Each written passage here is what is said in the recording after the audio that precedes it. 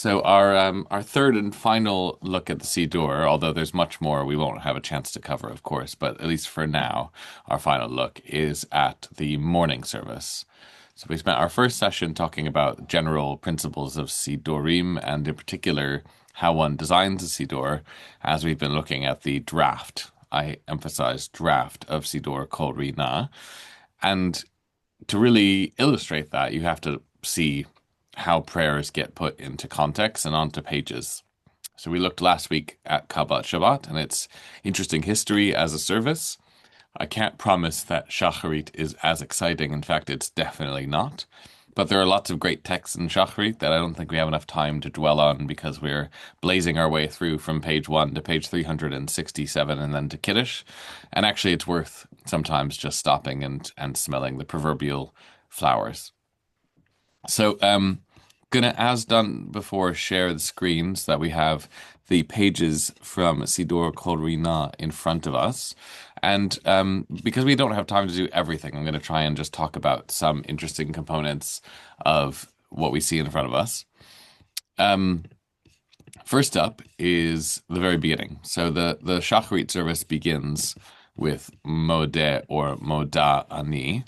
And although we all call this Modeh Ani, it does matter what your gender is because men say Modeh Ani and women say Moda Ani.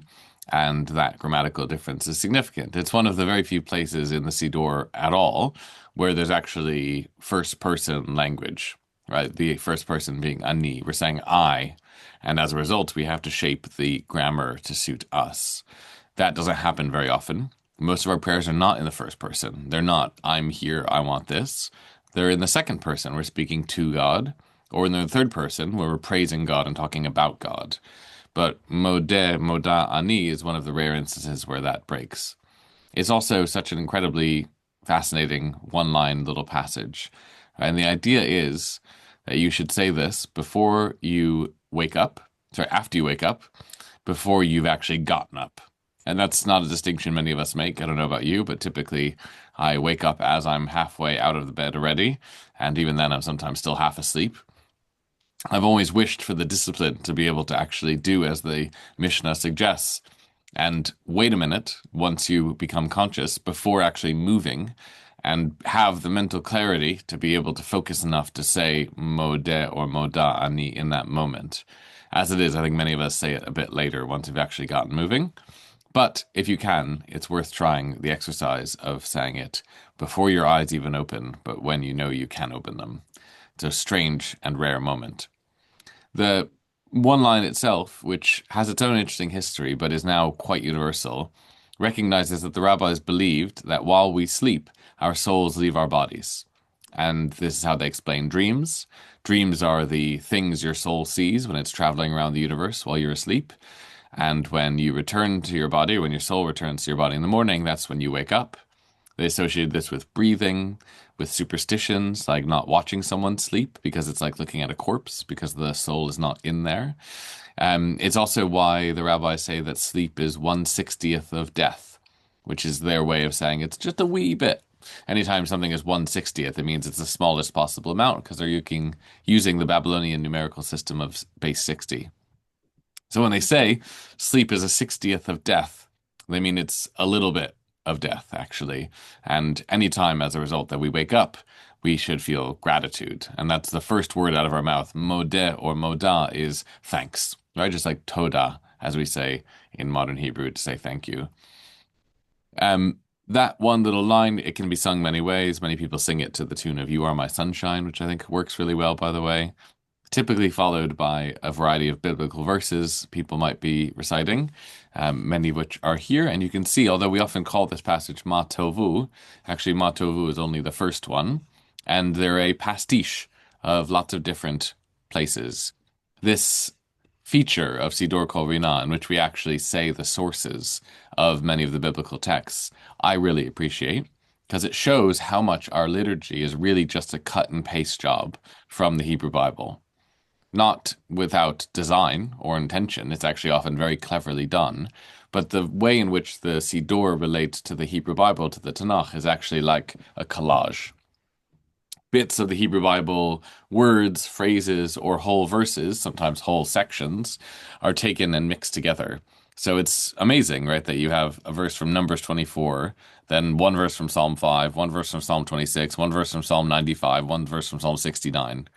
None of those are related to each other, but many people who get up in the morning and recite this passage, starting with Ma Tovu, and then going on through all of these verses, Va'ani tefilati lecha, we use that one as well in the Torah service, which we'll come to later. All of them feel related, but actually they're from all different places in the Hebrew Bible, and in particular, in this case, throughout the verses of Psalms. It's just really interesting that the first tefillah is directed not to God, not the first verse is just saying, it's talking about the Israeli community. מה טובו עליך יעקב, Yeah. משכנותיך ישראל. That's really, it's kind of a statement. And then, of course, he thanks God. Even stranger about that first line, Sarah, is whose words those are, right? Who's actually saying that when we quote it? Who? Do you know? No. It's Bilam. Bilam? Bilam is the one who actually says this, right? Really? This is one of the accidental brachot, or it's a line from one of the accidental brachot that emerge from Bilam's mouth when he is paid to curse the Israelites and he accidentally blesses them. And it makes it even stranger in some way that the first thing we say, and in particular, this is often the first thing that's said when someone comes to synagogue as well, although here we're at home. It's kind of funny, right? We're quoting this non-Jewish prophet who was out to curse us and talking not about God, you're right, but about how great the tents of the Israelites are. I think maybe the image, by the way, is that we kind of wake up and look around in our community and go, ah, this is great, right? All of these tents are Yeah. so great. All of these dwellings are so wonderful.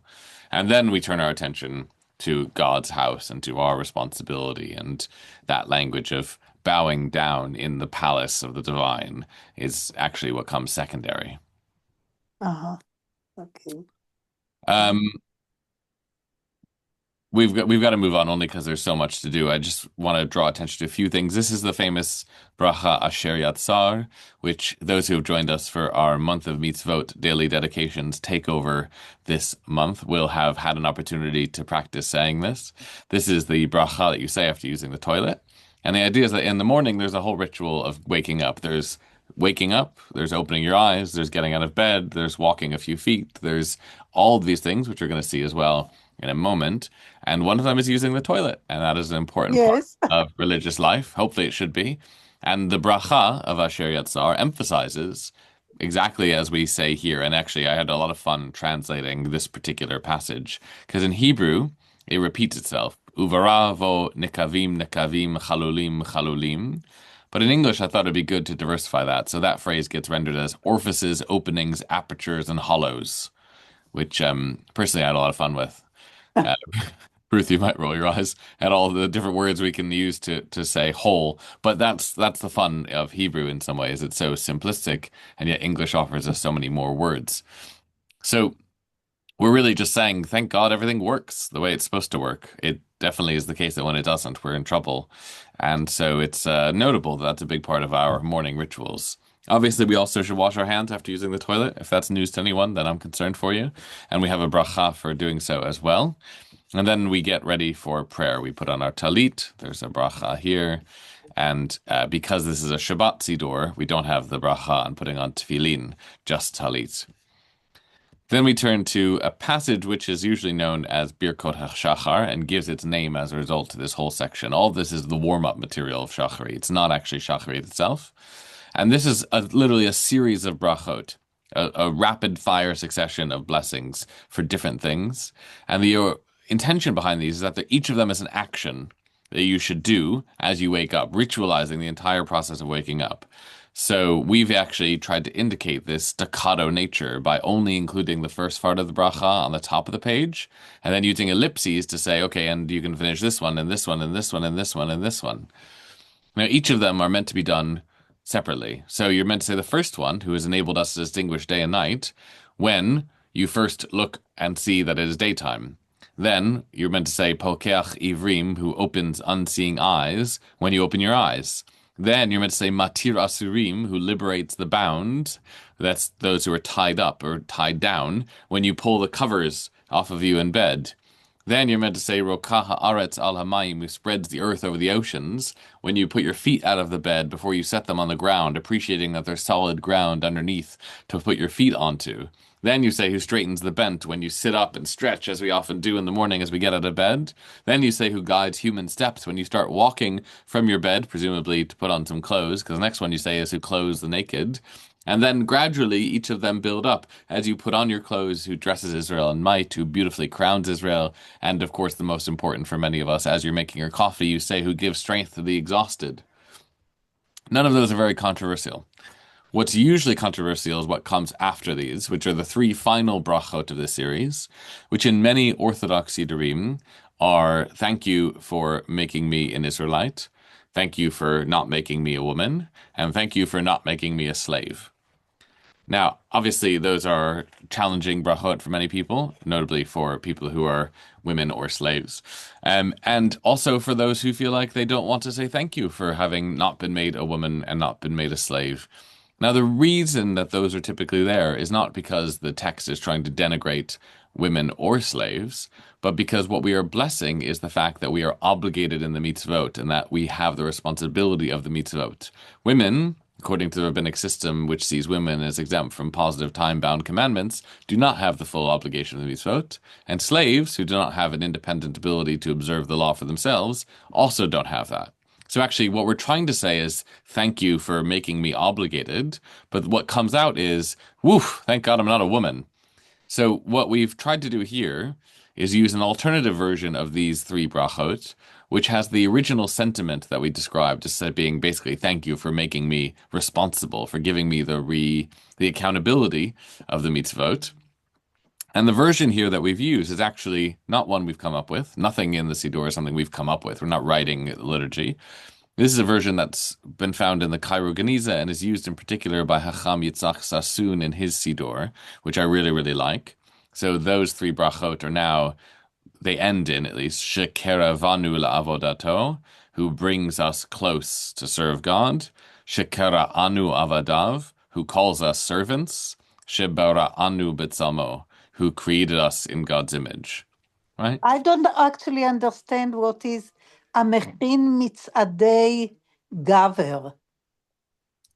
Going up a little bit, yes, Hamechin mitzadei gaver is the one who prepares the hachin, the Yeah. sa'adim, the steps of a human being, right? That actually it's someone who is actually what is it? Mechin mitzadei gaver. I guess who gives the strength perhaps to be able to walk step by step by step. It's interesting. I never actually thought about what exactly that image is of preparing the steps of the person. And also that it's directed to the men.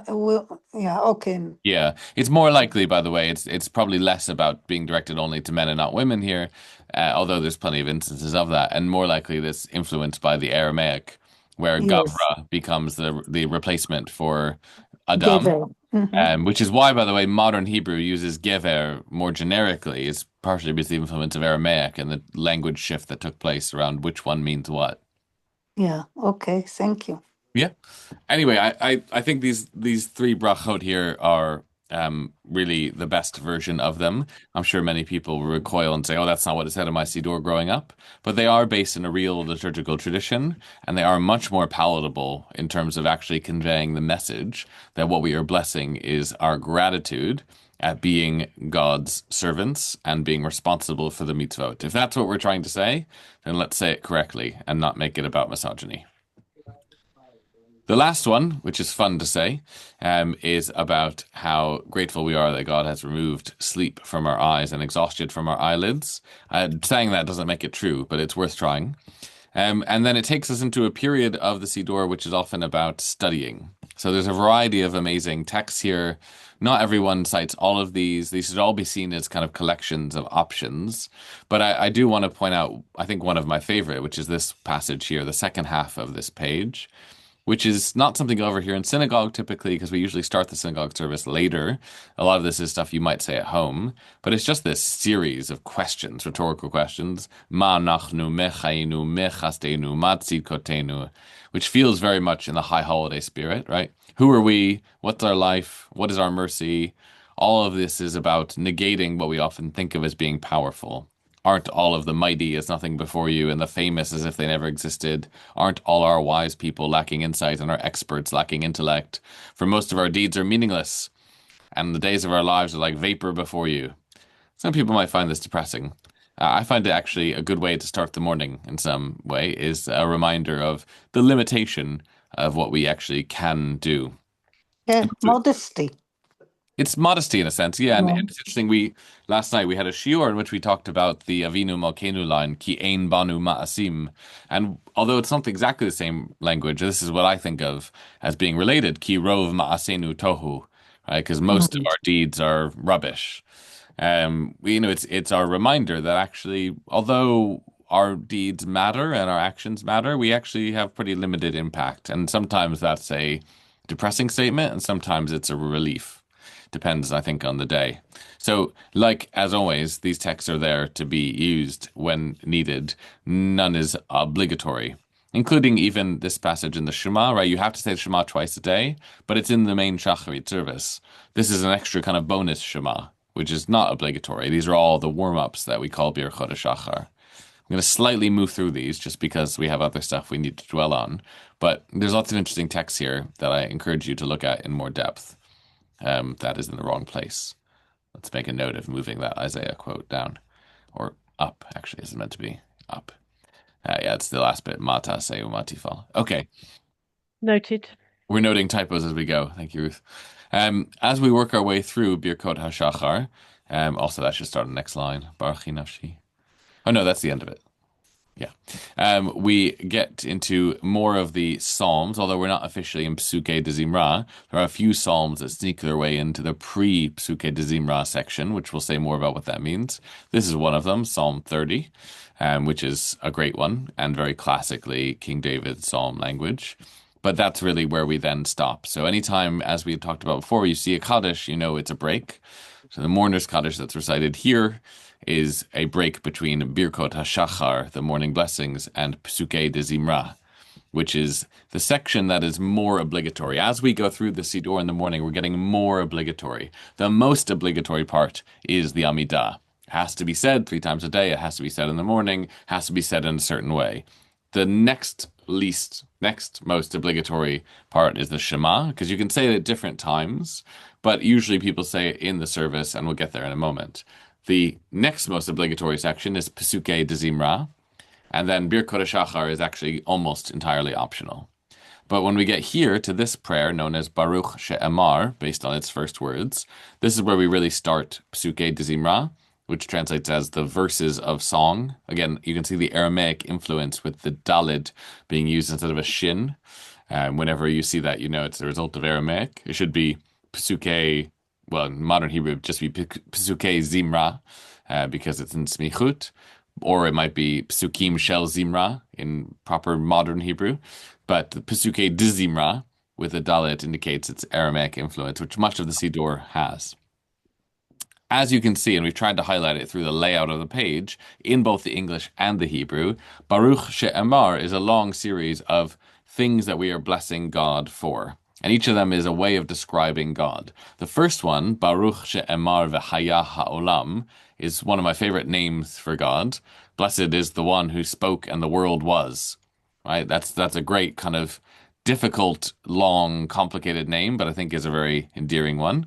And then the list goes on. Baruch Osei V'Reshit, Baruch Omer Ve'osei, Baruch Gozer Umkayem. We're describing God by all the attributes that we perceive through mostly the act of creation. And we have, as part of that, a long list of all these attributes, but it ends with, as it started, Baruch, a description of a particular understanding of God, which is Melech Mehulal Batish Bachot. Right? The sovereign who is praised with exaltations.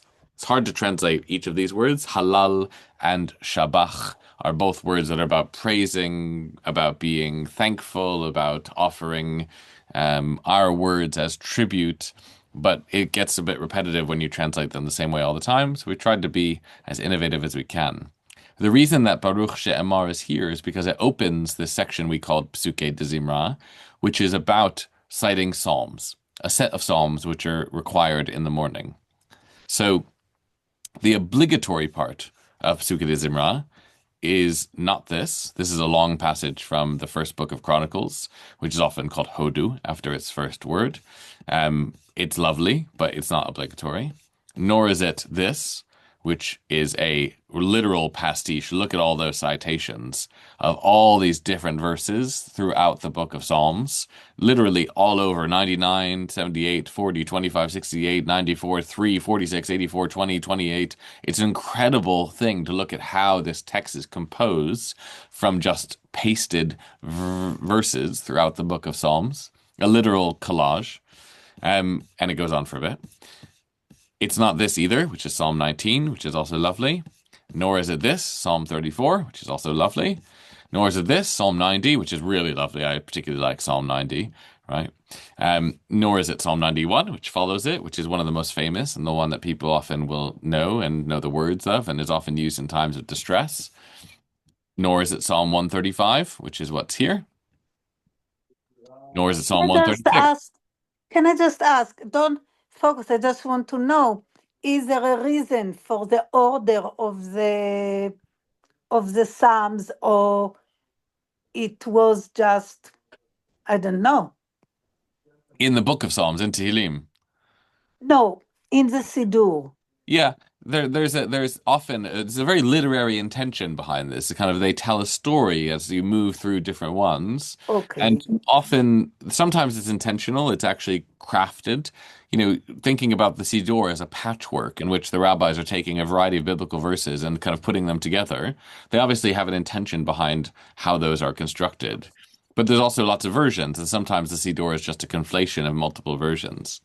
So Okay. it's a bit strange that we have Psalm 135 and Psalm 136, but Psalm 136 is great to sing. That's probably why it worked its way in here, Okay. because you have lots of short verses with the same chorus, Ki le'olam chasdo, over and over and over, 28 times. There's 28 lines, Hmm.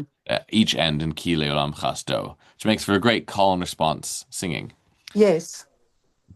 Psalm 33, now we're going backwards, forwards, backwards, forwards. They're not always in apparent order in terms of the number in the book of Psalms, but they often have a semantic structure and they're thinking about what message it's conveying as we work our way through. Psalm 92, this is the psalm we saw when we learned last week Kabbalat Shabbat and Mariv, the psalm designated for the day of Shabbat. So obviously that works its way in. But still, everything we've seen since we left Baruch She'emar is not the obligatory part of Psuke de Zimra. They're wonderful, beautiful psalms, which you can do some or all, but they're actually not Psuke de Zimra properly. That doesn't start. This is lovely. Psalm 104. Love that one. Also Psalm 93. Also, this pastiche here, which ends, not ends, but features the language of the Book of Chronicles again with the famous line, Adonai Malach, Adonai Melech, Adonai Imloch Leolam Mhm. Va'ed. Um, again, pastiche, pastiche, pastiche. Finally, whew, finally, we've gotten to where we wanted to go. Now, there was a lot of Psalms that we scrolled through just then. And all of those are an important resource for the person praying. But actually, if you want to do what is required when you say Psuke de Zimra, it actually starts here with Psalm 145. Properly, it starts with Tehillah de David, which is the beginning of Psalm 145. But often we introduce Psalm 145 with a few lines, which are again from different places, which we call Ashrei. So many people will know Ashrei because the first word of the section is the word Ashrei, Ashrei Yoshevei Vetecha. But that line is from Psalm 84. Then there's another line which also starts Ashrei, but is from a different psalm entirely, Psalm 144, Ashrei Ha'am Shekachalo.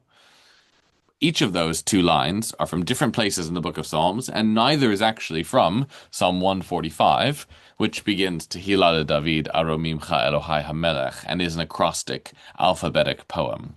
But we think of it as Mm. one unit. So when people say, oh, I'm going to do Ashrei, they mean they're going to start with these two introductory lines and then Psalm 145. But most Siddurim don't tell you that's what it is. And so you can easily get confused about what's what. But the text of Psalm 145 through 150 is considered to be not only the literal end of the Book of Psalms, but also the pinnacle of the poetry of Psalms. And as a result, that is the core of Pesukei de Zimra. At its root, what you need to do if you want to do Pesukei de Zimra is say Baruch Shemar, and then the five psalms starting with 145, and then the Song of the Sea, and then Yishtabach, which we'll come to in a minute. We're going to try and get through things as quick as we can. Just a worthwhile thing to point out about Ashrei. It's so familiar to us. It's fun to sing. There's lots of good tunes. It's an acrostic poem, right? Aleph, Bet, Gimel, Dalet, Hey, Vav, Zayin, Chet, Tet, Yud, Kaf, Lamed, Mem. Where's Nun? Right. There is no verse, no pasuk in this psalm for Nun. Every other letter is represented. Samech, Ayin, Pei, Tzadi, Kuf, Resh, Shin, Tav. But Nun is missing. So it's a great one of the great mysteries, not so much a mystery anymore, but one of the great aspects of Siddur is the main version that we have of Psalm 145 that we use in Ashrei is missing the line that begins with Nun.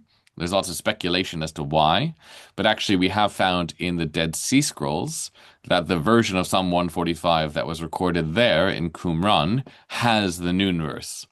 So there was a Nun verse, probably, and for some reason either was left out on purpose or left out by accident. And there's different opinions as to why. But I always find it quite endearing that we have an alphabetic acrostic we sing all the time that's missing one letter.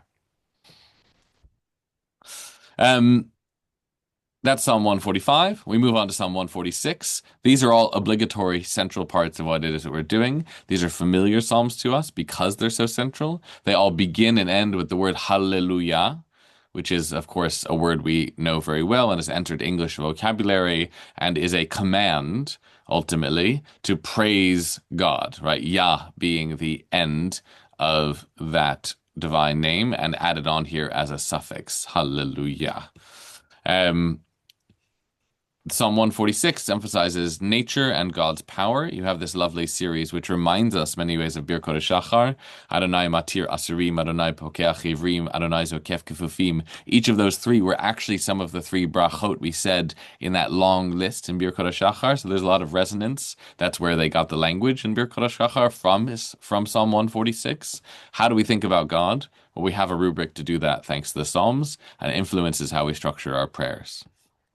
Psalm 147 is a doozy.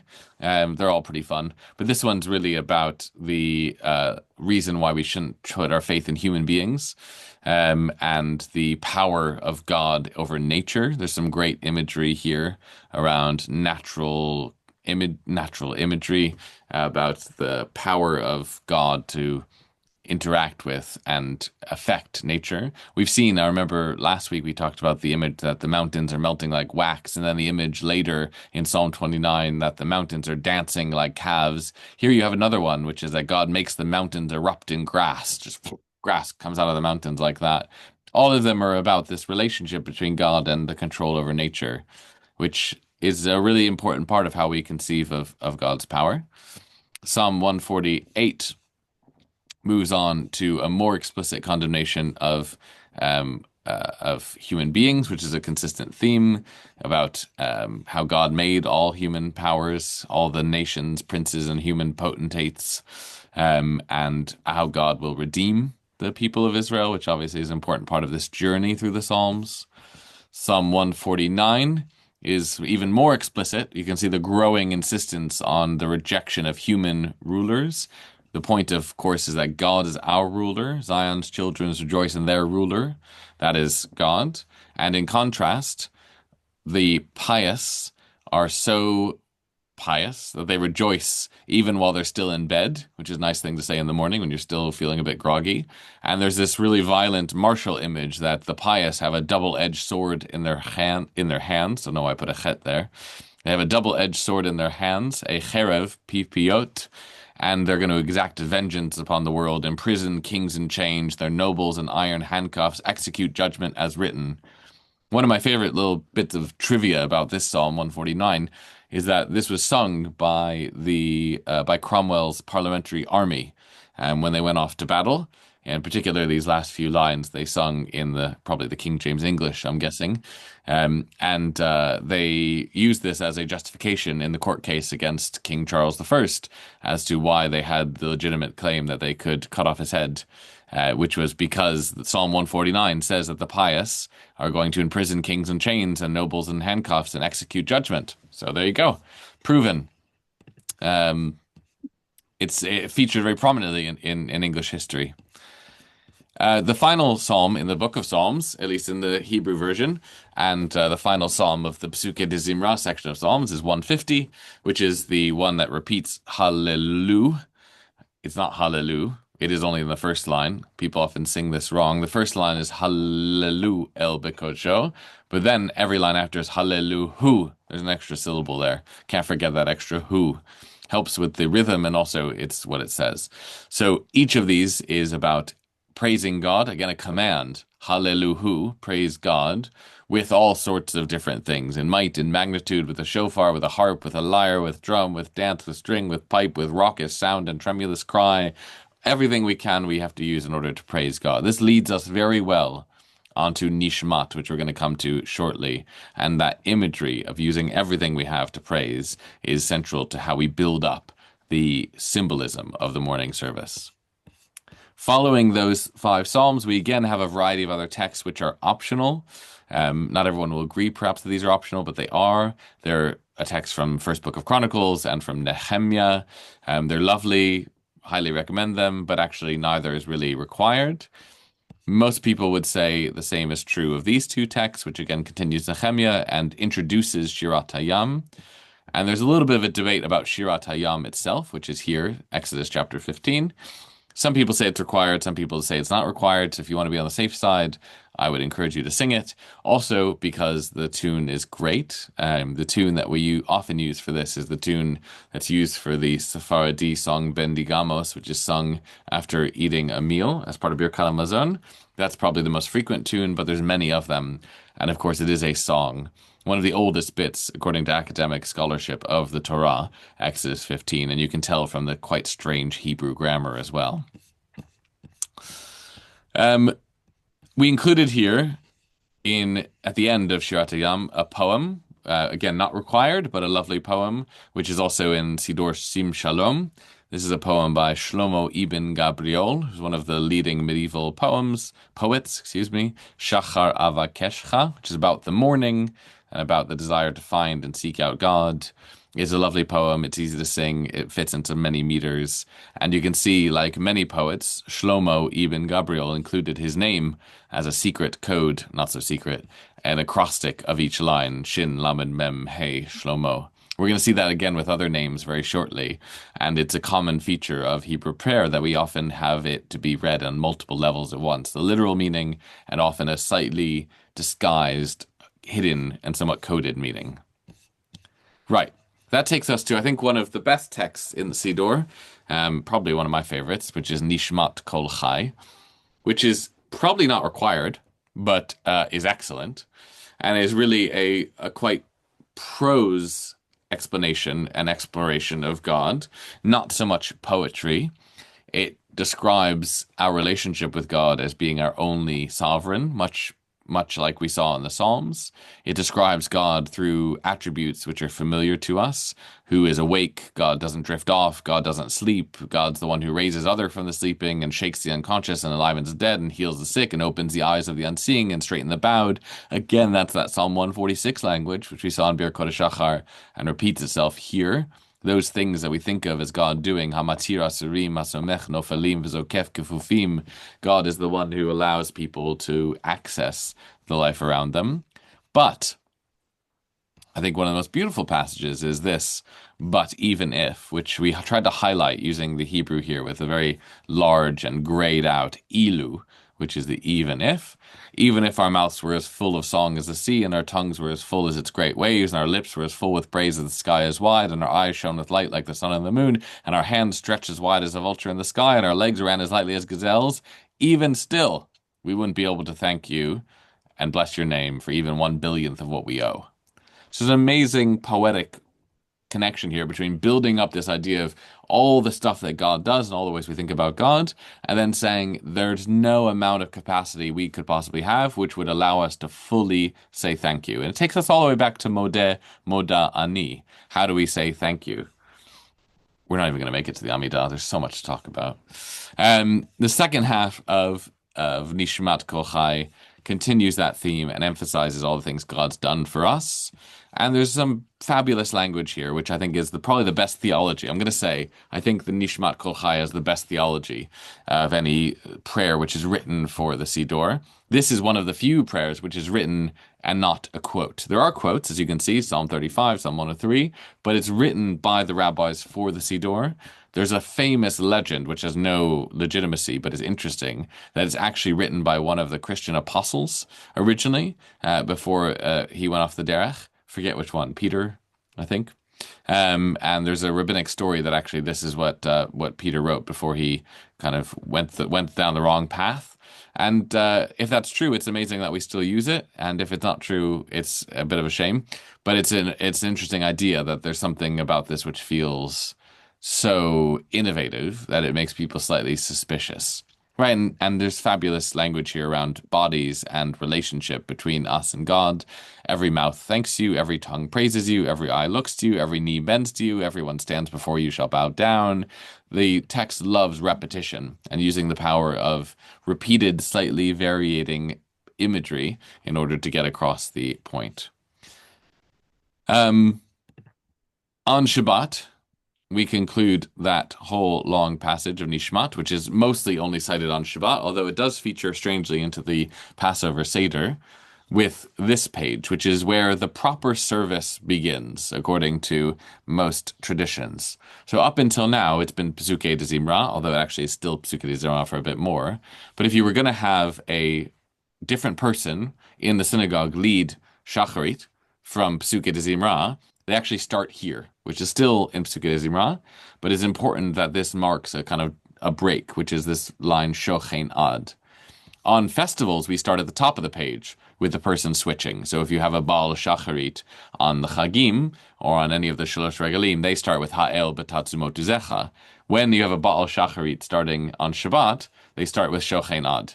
It's an interesting and kind of seemingly insignificant distinction, but actually it makes a big difference. And we also draw out different things. So on the high holidays, on the Yamim Noraim, this word Hamelech becomes really highly emphasized, and that's where you start, and often is printed really big. So the same text is used in slightly different ways at different times of year, in terms of where someone starts, what tune they use, what words are emphasized. But on typical Shabbat morning, what you'll hear very loud is Shochein Ad. That'll be the sign that you are getting ready for Shacharit. And there's a lovely little poetic passage here, and I want to point this out because this is one of the few places in our Siddur, in Siddur Kol Rina, where it'll be very different than what you might see in an Orthodox Siddur. Not because it's wrong or different or we're trying to be woke or anything. It's just that actually many times in the Siddur, this is printed wrong. Many Siddurim print this wrong. This little passage is written in order to have these 4 lines, each of which spells out an acrostic of Yitzchak. You can see the first line of each of the second words, first letter of each of the second words, Yud Tzadi Chet Kuf, spells out the name of Isaac. And if you look at the first root letter, meaning after the tit, so the first root letter of each of these last words, it's Resh Bet Kuf Hey, which is Rivka. We tried to highlight that using color here. Yitzhak and Rivka, Isaac and Rebecca, of course, the only couple who gets along, much less loves each other in the Torah. And it's not there by accident, right? It's not just us looking for magic codes. It was written in order to have that subtle meaning embedded in there. And as a result, this will be in a different order than many people will be familiar with. The lines, the nouns in the second position and the verbs in the third position don't match exactly as you might expect, but I promise you can get used to it if it's not already the version that you use. But what is really fantastic that you pointed that Yesharim Tzadikim Chasidim Kedoshim, it just what they describe and how they go up in the how to say with עם בעברית, how the תיאור מעצים את המתפללים, או אלה שעובדים את אדוני, ישרים. הצדיקים, it's more than ישרים. Yeah. חסידים, it's even more, and קדושים, that is a pinnacle. It's fantastic, I Yeah. think. It's a neat idea that there's these kind of levels that you rise up through. Yesharim is Yeah, good, right? Nothing wrong with Yesharim to be upright, to be, yeah, good and moral and righteous. But tzaddikim is better, right? And yeah. exactly as you say, Sarah. Interesting that the verbs, I'm not sure they correlate the same way. Tit romam, tit barach, tit gadash, tit halal. You might think they'd be in a different order. And by the way, that's probably why that people forgot about the Rivka component and rearranged the order of these verbs is so the last one is Tit Kadash, which I think it is in Sim Shalom and in many Siddurim. So maybe there's a bit of an argument about should we keep it in this way so that we split the name Rivka spelled out with the name Yitzhak, or should we rearrange it so it feels like it escalates the same way that the other one does? Mm. You'll see many variations, and as is always the case, there's no right answer, despite what some people might say. Now, we started Psuke de Zimra with Baruch Shemar, and we end it with Yishtabach. Each of these are prayers that are written by the rabbis. These are not biblical quotes, neither Baruch Shemar nor Yishtabach. They are there to frame and to cushion the last five psalms of the Book of Psalms, which we usually identify as being the core of Psuke de Zimra. Once we've done Yishtabach, and we're usually standing for that, just as we stand for Baruch Shemar, surprise, surprise, there's a Kaddish. That means that we are breaking the momentum and changing lanes, and we begin with Shacharit properly. You can tell we begin with Shacharit properly because of the Baruch Hu. The two services that we say the Shema in, that's Shacharit in the morning and Mariv in the evening, both start with the Baruch Hu. This is analogous to the Muslim call to prayer, in which someone would call out the Baruch Hu with the intention that we get everyone's attention and they'd focus up and they'd realize what they're meant to do. We don't announce this from a loudspeaker or climb up into a minaret and call it out, nor would there be enough time to actually, reply because it's only such a short line. But it serves a similar function, which is that when we hear the Baruch Hu, we know that it is kind of time to focus up and get started. That's when the real business of Shacharit starts. And of course, the real business of Shacharit is the blessings before and after and the Shema itself. You can see, by the way, we did something I think is really lovely in Siddur Kol Rina, which is rather than write the word bow every time you're supposed to bow, we use a little symbol to indicate it. So there's this little doohickey here, which you can see here, and you'll see again in the Amidah as well, and other places where it's traditional to bow. It's one of the many things we tried to do is to communicate the instructions through visual language rather than always through writing everything out. First blessing for the Shema focuses on nature. That's true of every service, a weekday, Shabbat, Chagim.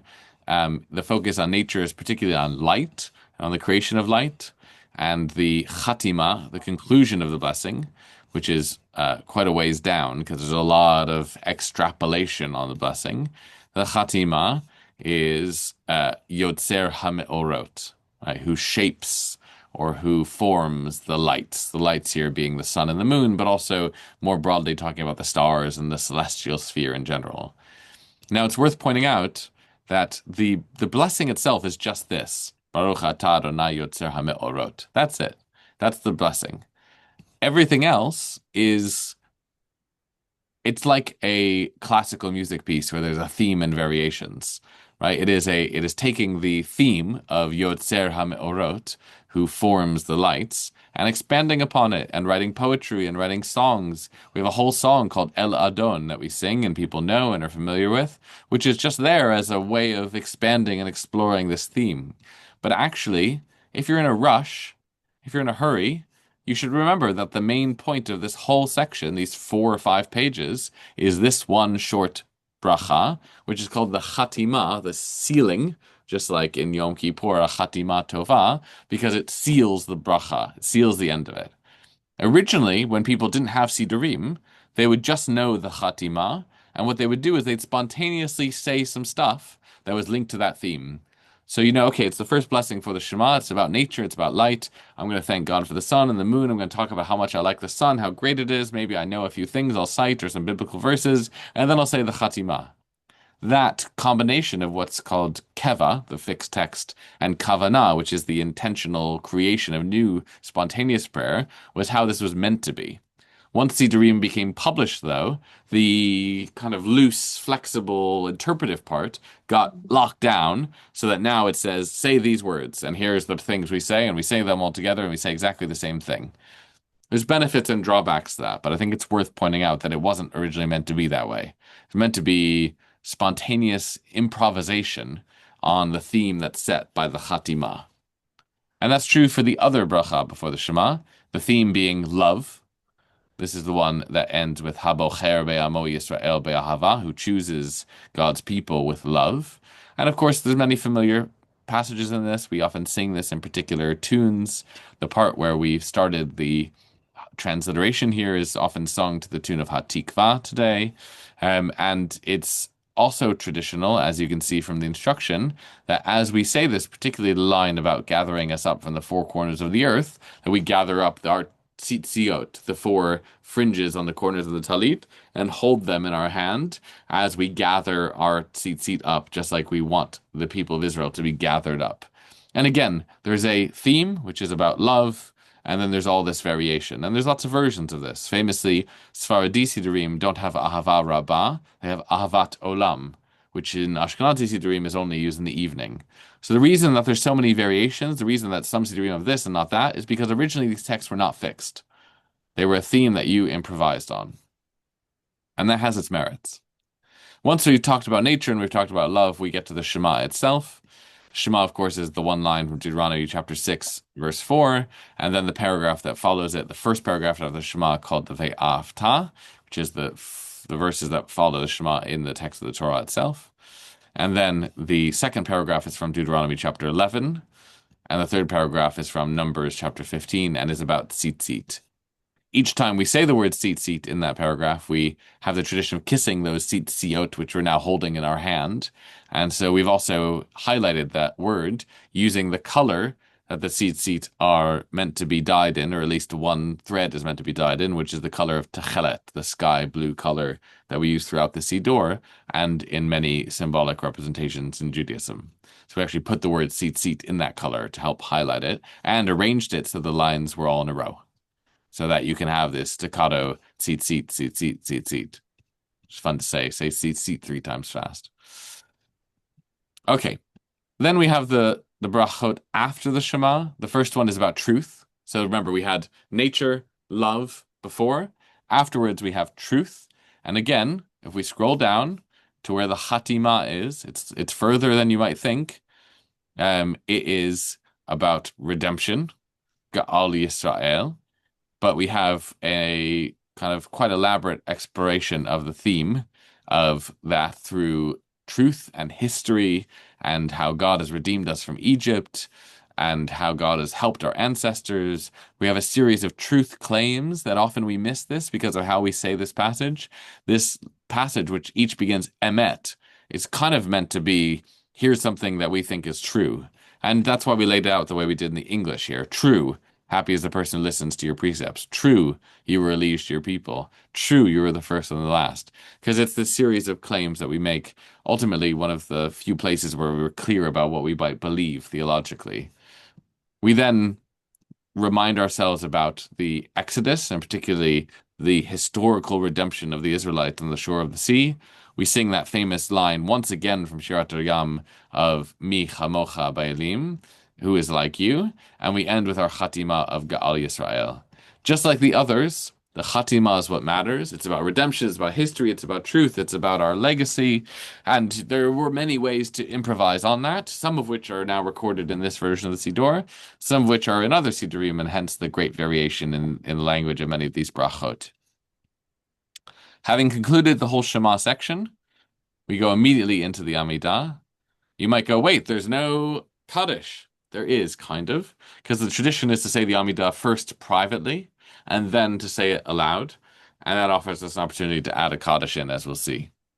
And the Amidah is made up of, during the weekday, 19 blessings, during Shabbat, 7 blessings, and those two and every other version of the Amidah share the first 3 blessings and the last 3 blessings. They never change.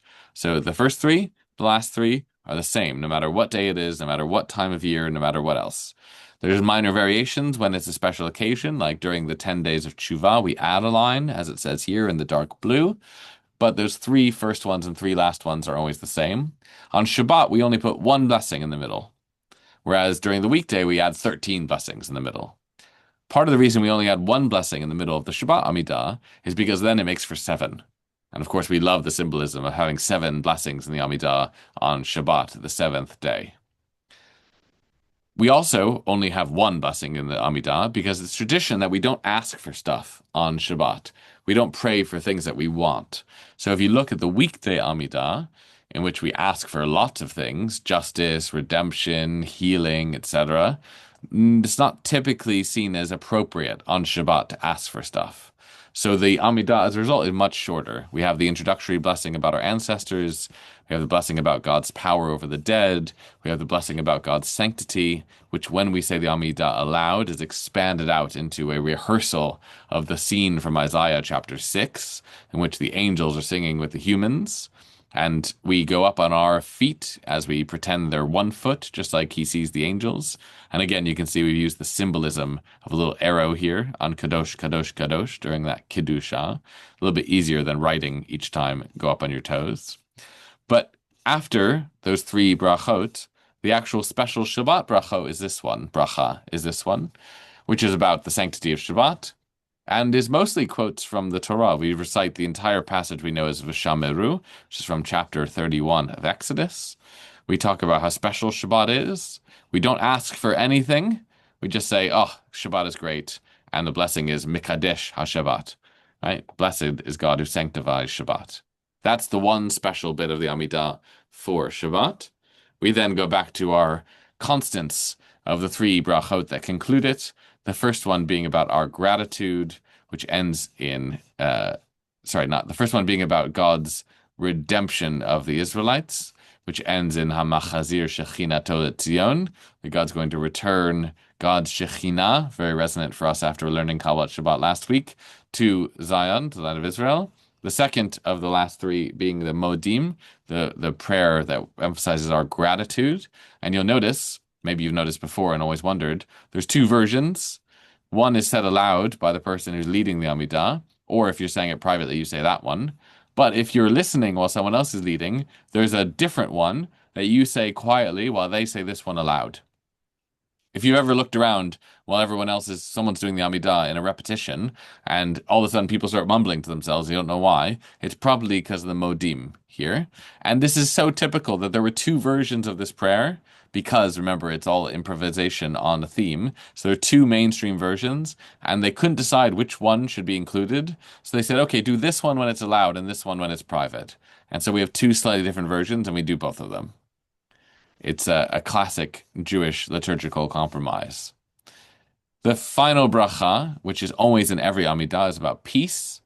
When we have Kohanim and it's Shabbat, and some communities do Birkot Kohanim, then we often invite the Kohanim up in between our thanks and our prayer for peace. When there's no Kohanim, we just move directly on to the prayer for peace, which ends with those famous lines, Oseh Shalom Bimromav. That Amidah is in many ways exactly like any other Amidah, and we could really do a whole class on the Amidah. You could do 18 sessions and do each of the brachot. You could spend a lot of time on the Amidah, but the Amidah is really important because it's written. It's not from the Torah. It's not from the Hebrew Bible. It's written by the rabbis to be our primary method of prayer. Since there is no method of sacrifice, they are replacing sacrifice with prayer, and these are the things they choose for us to say. And so the variations, the language, the nuances actually are really important. And it's the thing we say 3 times a day. So it's the thing we say the most.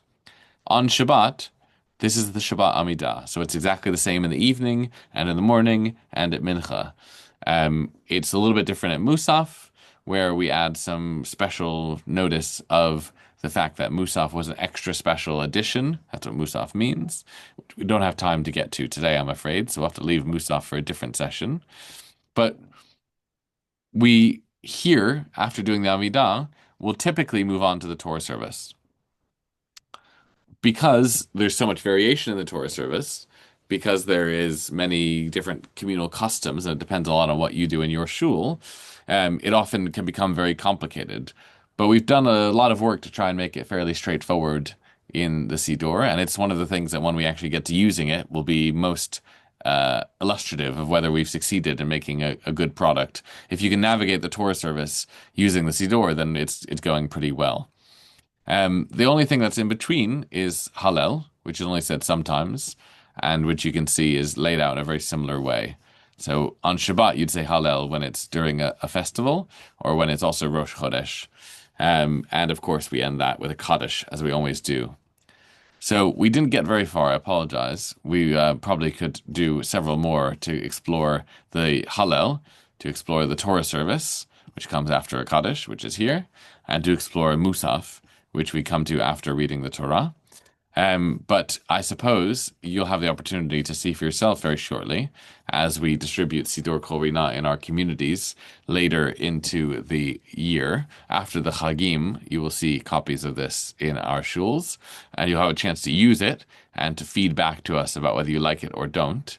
The only thing I want to end on is just this last passage from the Torah service, which for many people is the highlight of the Shabbat morning experience. Not only because we put so much energy into singing it really beautifully, but also because the words are really beautiful. You might not have known that this too is a pastiche, right? This famous section, starting with Uvnu Cho Yomar, is actually a bunch of different verses, and really from all over, from Numbers, from Psalms, from Proverbs in three different places, although two of them are next to each other. We put them in the opposite order.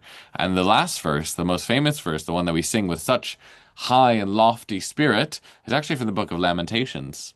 It's the final verse of the book of Lamentations, the saddest book in the Hebrew Bible, but the final verse is a little bit more hopeful. And of course, this central line of Eitz Chaim Hi Lemachazikim Ba from Proverbs, that she is a tree of life to those who cling to her, um, actually frames the way in which we think about much of this. And so we've tried to lay it out in the shape of a tree. Not sure we've wildly succeeded. You can kind of see it in the English. You got the trunk of a tree and the top of a tree, kind of a beech tree, maybe, something with lots of big leafy branches. And we've tried to do something similar in the Hebrew to actually shape the text in a way that evokes the imagery and the focus on those final words, that you build up to those final words, particularly in the Hebrew of Chadesh Yamenu Kekedem, renew our days as they once were. So just as that's the climax of our Shabbat morning service, I'm afraid it has to be the conclusion of our exploration of it. But hopefully you got a new window into at least the first half of what happens on Shabbat morning. And there's so much that actually we've had to brush over that's worth sitting down and learning properly. One of the great mistakes, perhaps, of Jewish life is that we don't see the Siddur as a text that's worthy of study. We study the Torah, we study the Talmud, we study the codes, but we never sit down and learn the Siddur in the same way. And it's a bit of a shame because it is really a work of art. It is constructed carefully by the rabbis to be something that offers us literary and theological merit. And that's why it's so much fun to work on. I think Ruth and I can both say we've had fun working on this already, and hopefully why it's also fun to use and offers some insight. So please do feedback when you use it. Please do share your views. And as the line says, Chadesh Shemenu Kekedem, we can renew our days as they once were, new and old at the same time. Thank you. Thank you so much. That was lovely.